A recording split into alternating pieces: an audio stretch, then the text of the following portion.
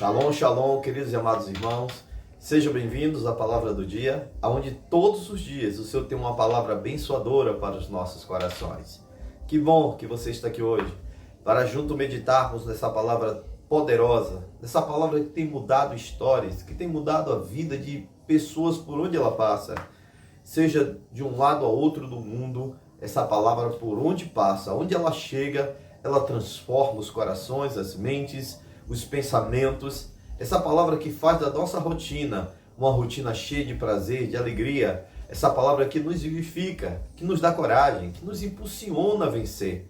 Essa palavra que faz de qualquer ser humano um vencedor por meio de Cristo Jesus. Então sejam bem-vindos. Hoje meditaremos na palavra do Senhor que está lá no livro de Isaías, no capítulo 43, a partir do versículo 18, que diz assim a palavra do Senhor: esqueçam o que se foi, não vivam no passado. Vejam, eu estou fazendo uma coisa nova. Ela já está surgindo. Vocês não o reconhecem? Até no deserto vou abrir um caminho e riacho no ermo. Os animais do campo me honrarão, os chacais e as corujas, porque fornecerei água no deserto, riacho nos ermos, para dar de beber ao meu povo, meu escolhido, e ao povo que formei para mim mesmo, a fim de proclamar-se o meu louvor. Glórias a Deus. Que desafio que nós temos como igreja do Senhor, como povo de Deus.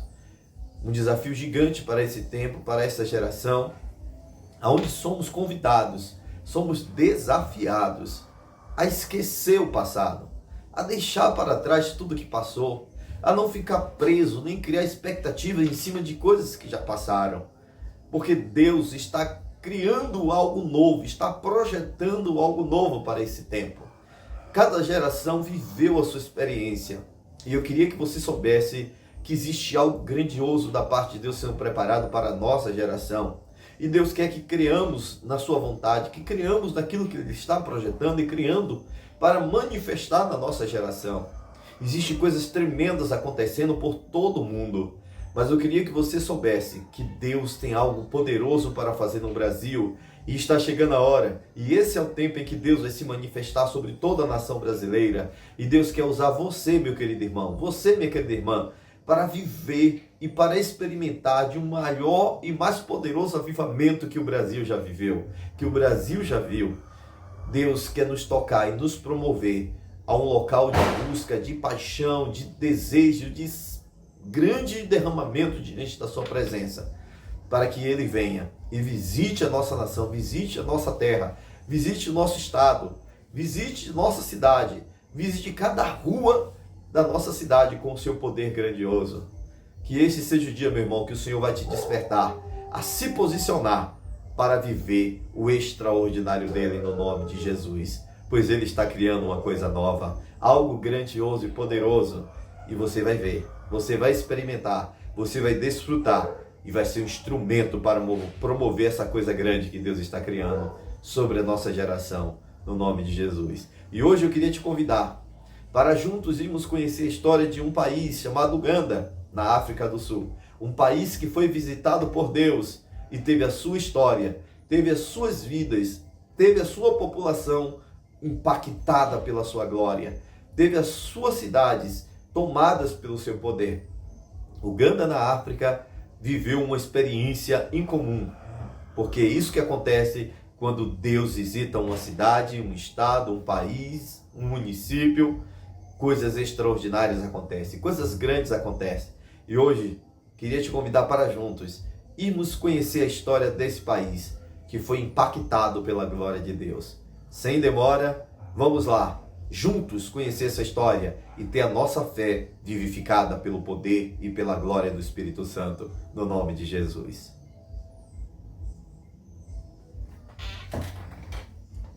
Há alguma evidência de Deus trabalhando num Estado moderno, numa nação soberana? A nação do leste africano, Uganda, parece um lugar improvável para se procurar respostas. Arruinada por febres demoníacas, esta que uma vez foi a pérola da África, tem passado décadas num profundo coma espiritual. seu próprio nome se tornou sinônimo de morte, sendo identificada como o viveiro da AIDS e o prostíbulo pessoal de Idi Amin. Eu acho que Uganda tem sido um país de dor. Um país que tem ido de um golpe militar a outro.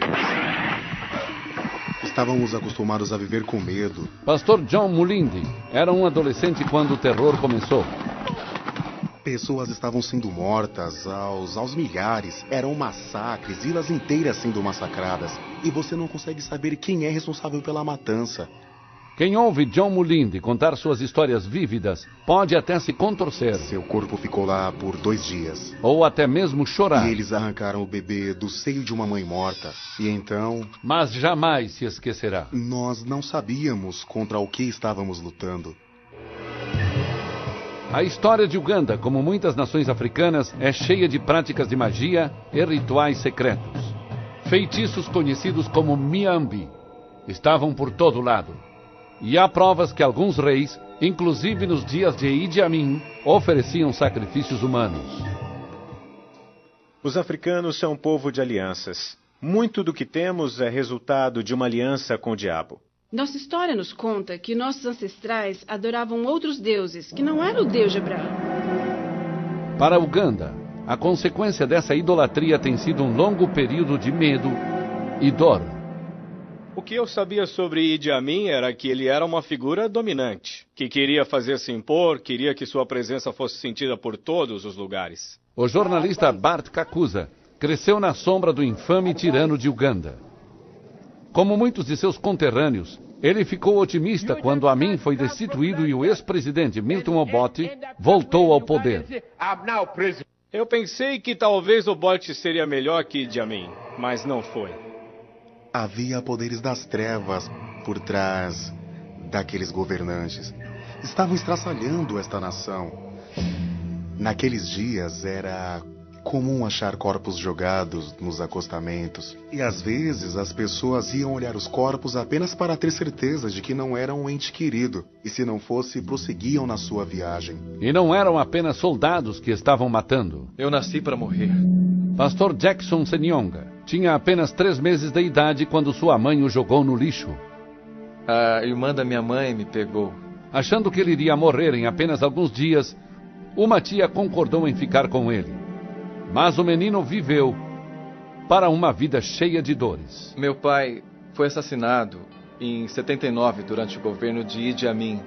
E no funeral foi a primeira vez que eu vi a foto do rosto da minha mãe. Eu nunca tinha conhecido minha mãe, nunca recebi uma carta, nem uma foto, e eu já era adolescente. Infelizmente, o pai de Jackson foi parte de uma epidemia nacional. Um dia se passava, 2 dias sem aquela pessoa amada voltar para casa. E aí você pensava, ela deve estar morta, sabe? Então o primeiro lugar para procurar era a Floresta Nemeri. Era a floresta da morte. Você sentiu o espírito da morte ali, o peso da morte. Reuniões de oração eram clandestinas. Pastores circulavam por pelo menos 10 grupos por dia, sempre correndo muito perigo e frequentemente chegando em casa nas altas horas da madrugada. Os soldados tinham poder para fazer o que quisessem. Faziam bloqueio nas estradas. Muitas vezes fui parado por um desses bloqueios. Eu nunca sabia como iria me safar. Em uma ocasião, pararam uma mãe viajando com um bebê e pediram a identidade da criança. E é claro que um bebê não tem identidade. E o bebê foi arrancado dela, jogado para cima, e o soldado ergueu uma faca e o bebê caiu em cima daquela faca. E por volta de 84, começaram a matar pessoas da igreja. Começaram a matar pastores. Pastor Jotan Mutebi estava no meio de um sermão quando os soldados da Idi Amin irromperam em sua igreja com suas armas cuspindo fogo. À medida que as balas rasgavam todo o santuário, algumas mulheres de idade se levantaram e foram até o altar. E quando eu as vi, eu pensei que aquelas mulheres estavam tão desesperadas que elas precisavam de conforto. Então eu levantei meus braços e orei por elas.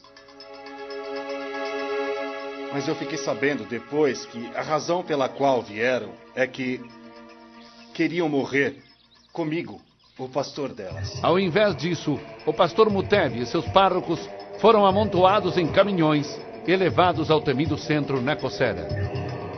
Apenas alguns metros de onde nós estamos, ficava o centro de reajuste Nakoshere, onde ficavam as câmaras de tortura. O sadismo e a violência eram indescritíveis. Eles colocavam 60 pessoas numa sala de 3 metros quadrados. Eles ficavam tão apertados que uma pessoa podia morrer e continuava em pé, apoiada pelos corpos dos outros que estavam vivos. Não havia investigações, as coisas aconteciam e ficavam por isso mesmo. Parecia que o mundo inteiro tinha virado as costas para os horrores que estavam acontecendo em Uganda. Os homens haviam nos abandonado. Milhões morreram e os corpos se amontoavam no reservatório de Owen Falls e nas margens do Lago Vitória. Precisamos nos arrepender de todos os pecados do passado. Nós definimos nosso país. Não somos melhores que Caim. Esta matança desenfreada teve um impacto sério na economia do país e na infraestrutura. As fábricas faliram. Muitos produtos se tornaram escassos e praticamente desapareceram. Você não conseguia comprar sabonete, não conseguia comprar nada. A cidade estava suja. A maioria dos prédios estavam danificados. A moral das pessoas estava tão corrompida que você não conseguia absolutamente nada sem pagar por isso. Quando parecia que as coisas não poderiam ficar pior, ficaram. Desta vez, a notícia foi entregue pela Organização Mundial de Saúde. Estava previsto que por volta de 97, a AIDS teria se alastrado em Uganda de tal forma que 1/3 da população morreria. Dr. Patrobas Mufubenga é um médico que trabalha no Instituto Nacional de Saúde de Uganda. Durante aquele tempo, todos estavam desesperados. Todos nós estávamos perdendo entes queridos. Uganda estava clamando por Deus, assim como uma voz foi ouvida em Ramá, mulheres chorando por seus filhos. A dor, o sofrimento, o choro, o medo, ninguém conseguia consolar. Eles até criaram um ditado que dizia que o Deus de Uganda estava dormindo. No meio do culto, um senhor idoso se levantou e apontou sua bengala para o pastor e disse: "Onde está esse Deus que você tanto prega? O Deus de poder, o Deus que responde às orações? O que Uganda fez para Deus? Parece que Deus nos odeia." Do ventre do abismo, gritei, e tu me ouviste a voz. Então eu disse: lançado estou diante dos teus olhos, tornarei porventura a ver o teu santo templo? Quando dentro de mim desfalecia a minha alma, eu me lembrei do Senhor, e subiu a ti a minha oração. Eles começaram a orar dia e noite, dia e noite. Aconteceu através de muito choro, de muita espera. Algumas vezes tiveram que ir até o pântano e ficar na água. Eles se escondiam no meio dos juncos e passavam o dia todo ali. E à noite saíam e então se reuniam e oravam. Era oração profunda, de gemidos. Eu sou aquele homem que viu a aflição. Os meus olhos choram, não cessam e não há descanso, até que o Senhor atenda e veja lá do céu. Nossa atitude foi de buscar a Deus, até que Ele nos atendesse. Se Ele não nos atendesse, preferíamos morrer buscando-o. Quero trazer à memória o que me pode dar esperança. As misericórdias do Senhor são a causa de não sermos consumidos, porque as suas misericórdias não têm fim. Renovam-se cada manhã. E a presença de Deus descia à medida que as pessoas clamavam a Deus. E manifestava-se fisicamente como uma nuvem pesada de neblina, pairando sobre as pessoas. E assim que você entrava no salão, você era envolvido por aquilo, você sabia que estava entrando em algo tangível.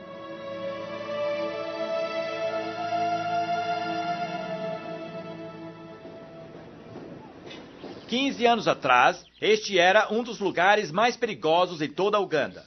Esta comunidade era conhecida como a Beirute de Kampala, porque durante o governo de Milton Obote, soldados indisciplinados usavam as casas e lojas desta área para praticar tiro ao alvo. A falta de esperança pairava sobre essa comunidade como densa nuvem.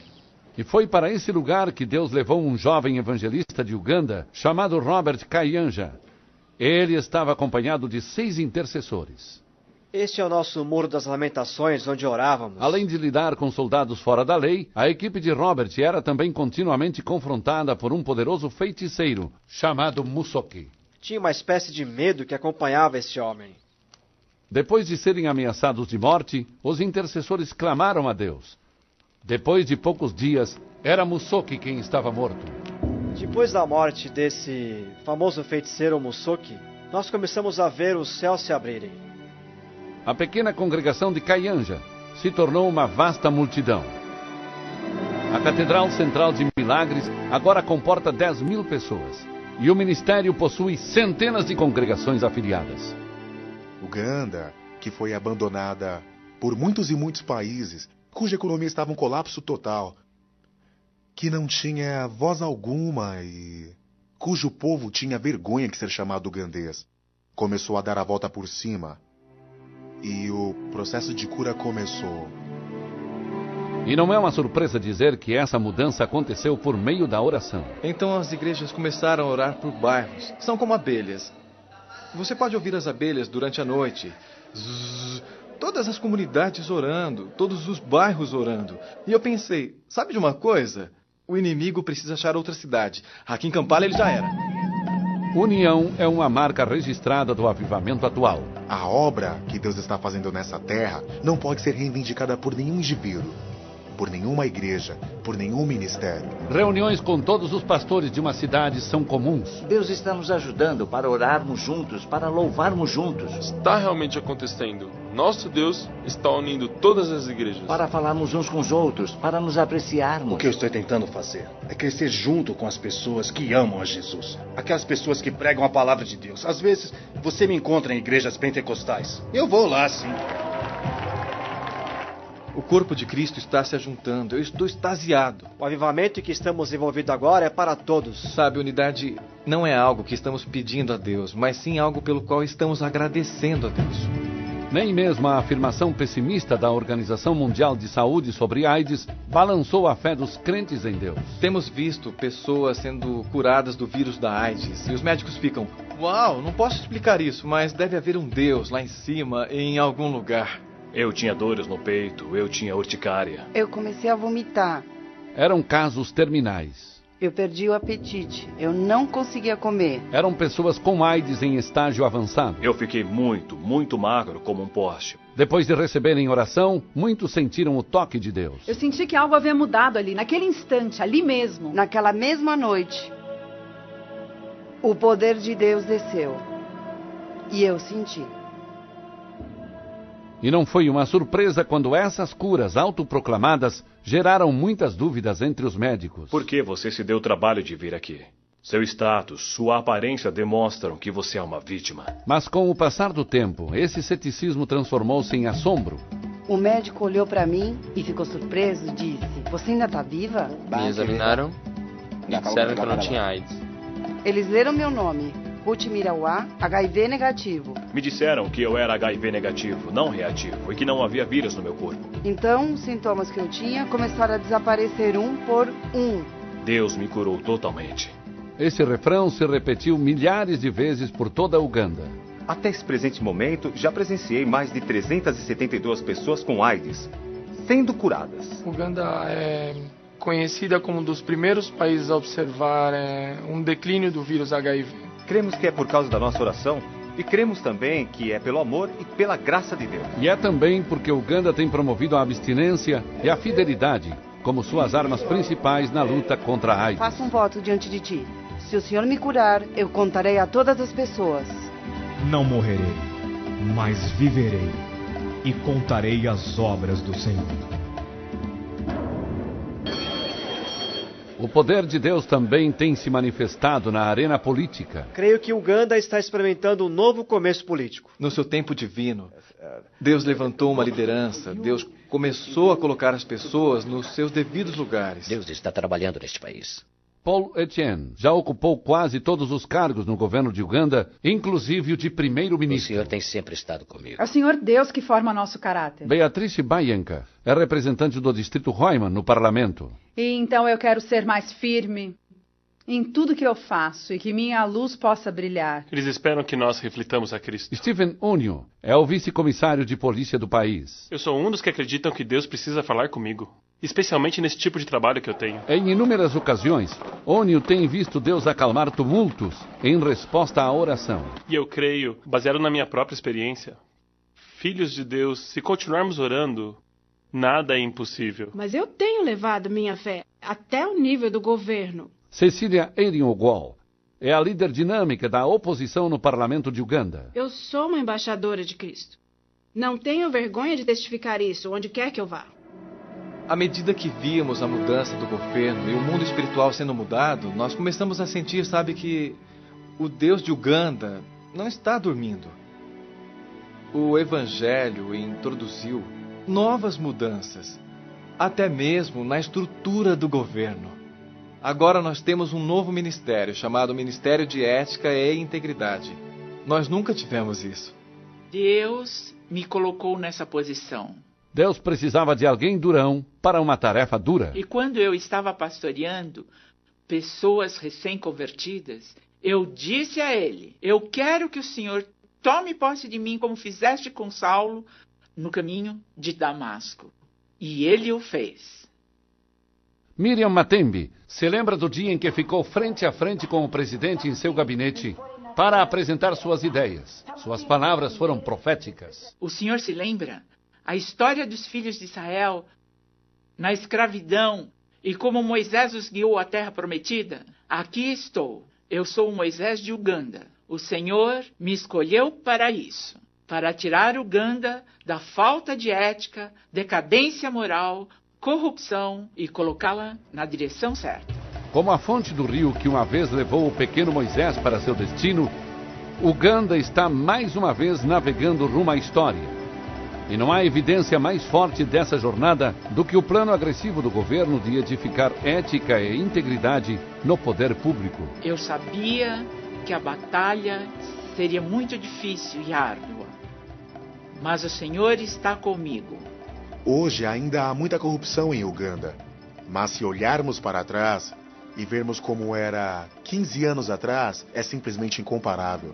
A juíza Júlia Sabotende é uma promotora especial apontada pelo presidente, uma cristã fervorosa. Sua reputação isenta de corrupção conferiu uma nova energia e credibilidade para a campanha. O que ela tem feito tem sacudido toda a nação, e as pessoas estão tremendo, os figurões. Esses arquivos aqui são para refrescar sua memória. Fale conosco. Ela é o que é porque é uma cristã nascida de novo, porque se manteve firme. E hoje ver que as pessoas estão voltando para essa posição de integridade é maravilhoso. Temos visto Deus fazendo coisas grandes e o índice de crimes diminuiu 50%. E não é uma surpresa que esta nova atitude está impactando a economia nacional. Embora as coisas continuem difíceis, sinais positivos estão por todo lugar. E a economia estava perto de entrar em colapso. Achávamos que entraria em colapso, mas hoje está entre as 3 economias que mais crescem na África. E as igrejas de Uganda estão crescendo ainda mais do que a economia. E nós aumentamos de 7 pessoas para 2.000 pessoas em 2 semanas. Nada mal para um jovem que um dia foi jogado no lixo. Hoje é maravilhoso. Temos 5 cultos de domingo de manhã e temos uma média de 20.000 pessoas. E hoje eu vou te dizer uma coisa. A nossa igreja não é a única igreja que Deus está fazendo crescer. E há um avivamento, um imenso avivamento acontecendo nas nossas igrejas. Todos os dias em Uganda há uma nova igreja começando, um ministério começando. Uma vez que fomos libertos dos pecados do passado, precisamos nos focar no propósito de Deus.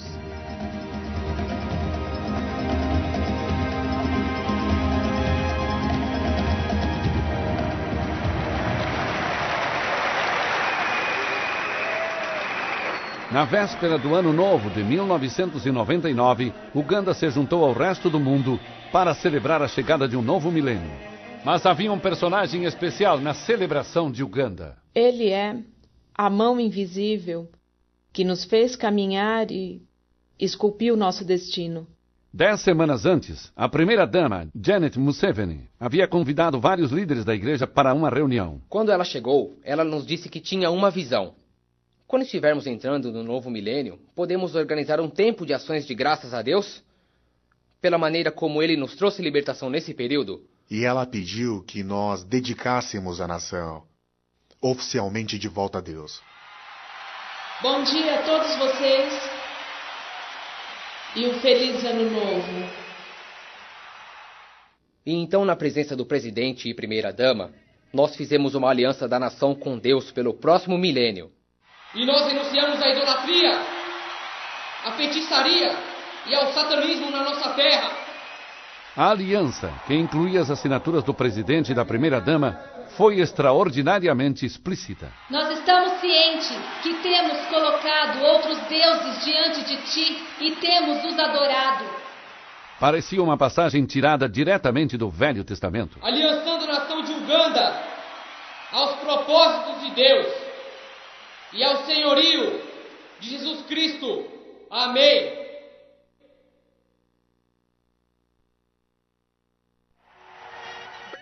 Então deu ordem o rei, e se ajuntaram a ele desde o menor até o maior. O rei se pôs em pé junto à coluna e fez aliança ante o Senhor. Do começo ao fim, era só Deus. Tire a vergonha do meu rosto, Senhor Deus. Tire a vergonha de sobre o seu povo, Senhor.